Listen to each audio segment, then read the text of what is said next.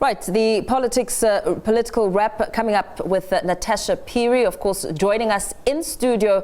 Natasha, a very good evening to you. Of course, the ANC under the spotlight, leadership, service delivery, all issues that really need to be addressed by the ANC. What do you have for us this evening? Definitely impose quite a jam-packed weekend. We saw the ANC NEC hold its Lekgotla and the NEC this weekend. Of course, this is something we'll actually reflect on. But we also have, joining us shortly, we'll be having Mr. Hanif Hendricks of the Al Jama Party, just to talk to us about the recent developments, especially those calls for the mayor of the city of Johannesburg, Mr. Lekgotla, to step down. But now to the story. The ANC has promised to start its local government clean-up strategy in the city of Johannesburg Metro. Party President Cyril Ramaphosa has directed the party's NEC, Lekgotla and the Gauteng provincial leadership to sort out the Johannesburg leadership and service delivery crisis. Residents of the City of Gold have been subjected to poor executive leadership coupled with deteriorating service delivery. The city of Johannesburg, once referred to as a world-class African city, a reference the City of Gold can no longer claim to have due to bad service delivery and a paralysis of political leadership. Residents have complained about an electricity tariff increase of 230 rands by City Power, even though they sometimes suffer from long protracted power cuts. The ANC president has now laid down the gauntlet to fix the mess the once vibrant city finds itself in. Part of what the ANC is going to do now is to focus very seriously on the local government sphere and work to stabilize at that level. And he made a reference to one municipality that was starting in Johannesburg. Because we're not going to sit by and say, oh no, there's load reduction in Johannesburg, people are complaining about electricity, but we as national government, we've sorted out ESCOM, there's no load shedding, but people are not having electricity on the other side. So we've got to find a way to bring in both national and provincial government to intervene at local government, to stabilize the leadership at the level, but also to stabilize the administrative performance of these levels of the state. So what the Lekgotla will then do is to discuss specifically what are the key interventions that are required to stabilize local government beyond the leadership issue. The South African Communist Party, unhappy about the ANC's tactical choices of the GNU, says the Lekgotla must come up with concrete ideas to resolve the country's economic challenges. The best way to make South Africans happy is to raise their standards of living, is to create employment for the unemployed, is to uplift the poor out of poverty, is to raise the standards of living of those who are affected by inequality. Especially in rural areas, we have a problem.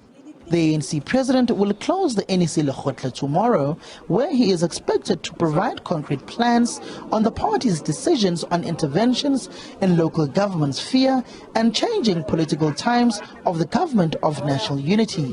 Samkele Masego, SABC News, Ekurhuleni.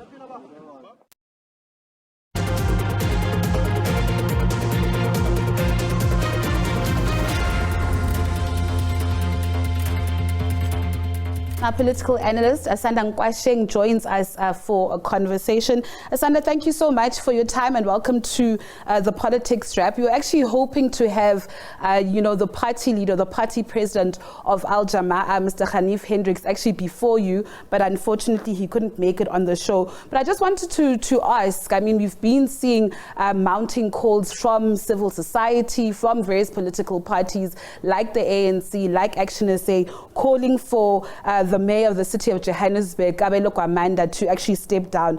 But in light of this, Asanda, what do you make of these calls? And does this also not cause somewhat of an instability in the city of Johannesburg? Well, I think there's a number of issues that are going on and have been going on for a long time. The first is that we have a city of Johannesburg that has deteriorated over the past 10 years. And a lot of that deterioration has unfortunately been most visible during this particular mayor's tenure. And this is why many people have been calling for his removal. I also think that you have, the usual organizational issues. Al Jama is a political party that had only one seat when the mayor was put in place. And so I think itself, it was an organization that wasn't necessarily ready for leadership, and it was placed in a role where it was leading a big city like Johannesburg in partnership with a big organization like the African National Congress. So there were bound to be issues which have shown themselves up time and time again. And we're seeing now that, with the ANC having gone into a GNU and trying to revive its kind of image in South Africa, and it's in wanting to be seen, I suppose, as an organization that has the capacity to lead and that can return Johannesburg back to its glory days. They want to be removing anybody that's seen as a potential stumbling block to that. And I'm sure that, Al Jama itself is quite upset and possibly sad about the fact that they had the opportunity to show leadership, but potentially weren't even able to show real leadership because they were in political party agreement with a huge party like the ANC, which probably did a lot of the talking and a lot of the engagement, even in the engagements where the face was Al Jama, but the policies had to be the ANC. And I know that, you're a political analyst and you can't speak on behalf of, either party, but how do you think this is going to play out? I mean, you hear utterances by the provincial secretary, Mr. TK Nxiza, saying that there was an agreement between Al Jama and ANC that Al Jama would actually be or hold the position of caretaker mayor. You hear utterances of Mr. Zukoko Limpi, who's the ANC's interim spokesperson, saying that they will be meeting this week with the provincial leadership of the ANC and the regional leadership. There are just so many utterances. Some people saying that by Thursday, Mr. Kwamanda won't be the mayor. How do you see these developments panning out?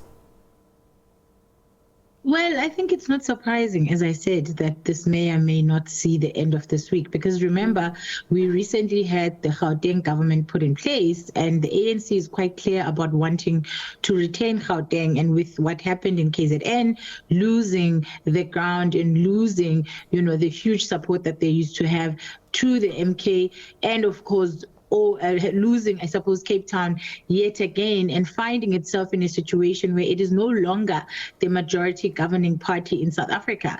The party obviously wants to see itself and be seen as at the forefront of change, at the forefront of transforming cities and undoing the very bad corruption legacy that Jacob Zuma and the many people that he led with within the ANC have left. And so I think, Al Jama really had the best run, in the sense that they went from being a non-entity and a political party that many people didn't know to being the party with the mayor of Johannesburg. And I think that had an impact on their ability to have a strong showing in the past national election. And they couldn't have asked for a better marketing strategy, even though, it's not exactly the most stellar kind of report, but it did put them in the eyes of the public, and I think it did increase their support in a way that they couldn't have done on their own if they hadn't had this mayorship.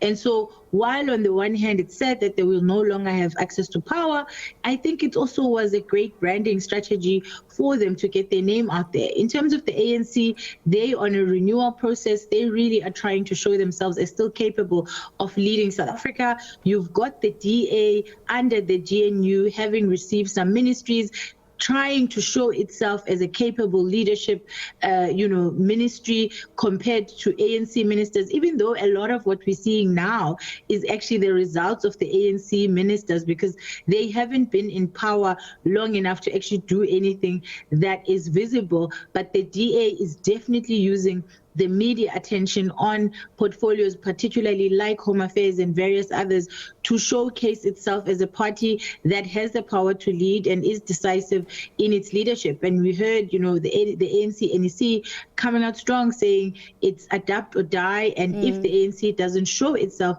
as being capable of strong leadership, they do face the possibility of losing even more votes in the upcoming election. And they may actually never come back to being the majority party in South Africa if there isn't some real and serious change. And of course, if the DA itself doesn't mess up so badly that anybody is better than the DA.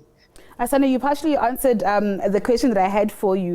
You mentioned the ANC, and we saw this past weekend, ANC President Cyril Ramaphosa somewhat making a brutal analysis of, the ANC's performance at the polls, especially dropping to 40%, losing outright majority in provinces like Gauteng, KZN, and the Northern Cape. And you mentioned those words of Phoebe Potgieter, where she said that it's time for the ANC to either adapt or die. Do you think it's too late for the ANC at this point?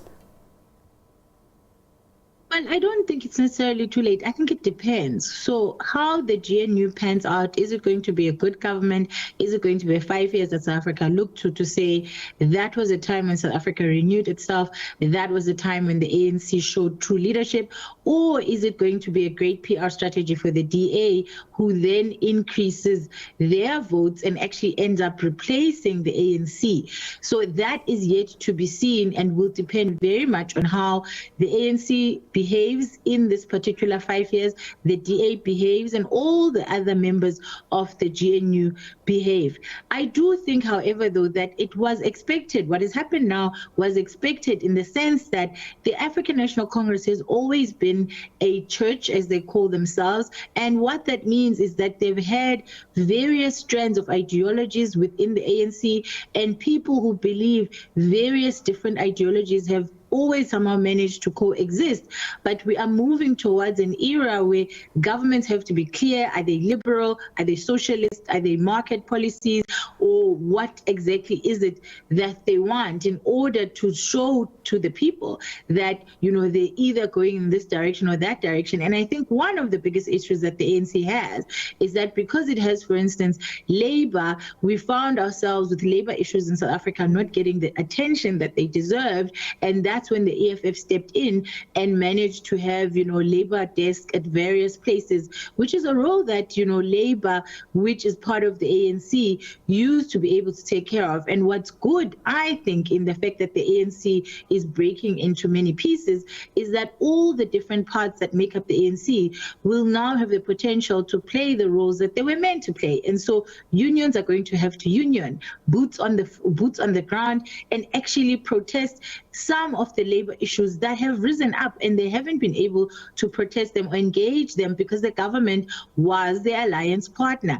And now it's very clear that although the government is their alliance partner, they have to fight to showcase their relevance to their members as unions. And I think it's high time that, union members have forgotten at some point that the reason why they were sitting on boards is because they're meant to represent employees, and they got too comfortable in those seats and were behaving and engaging as if they are the very owners of capital and ignoring the very important needs of employees. And so what this disaggregation that has happened with the ANC does is that it leads to the socialists pushing for socialist policies, the communists pushing for whatever their idea or version of communism is in 2024, such that we have variety in the politics of South Africa, such that we have variety in the ideological engagements of South Africa. And these are not only under the amalgamation that is the ANC. I mean, the ANC itself, as far as I'm concerned, was a GNU, and now what has happened is that it has all these bits and pieces within it having been exposed and having to decide, are they going to continue to be part of a GNU within a GNU, or are they going to fight for their little corners or spaces of influence? Okay, thank you so much for your time, Asanda. Thanks you so much for your insights. Of course, that was political analyst Asanda Ngwasheng, just giving us an analysis on a wrap of what actually took place this past weekend at the ANC NEC Lekgotla, which wraps up tomorrow, and of course those developments in the city of Johannesburg. Of course, we did invite the leader of Al Jamaah to join us on the program, but unfortunately he could not. So Mpho, I'll hand over the show to your capable hands.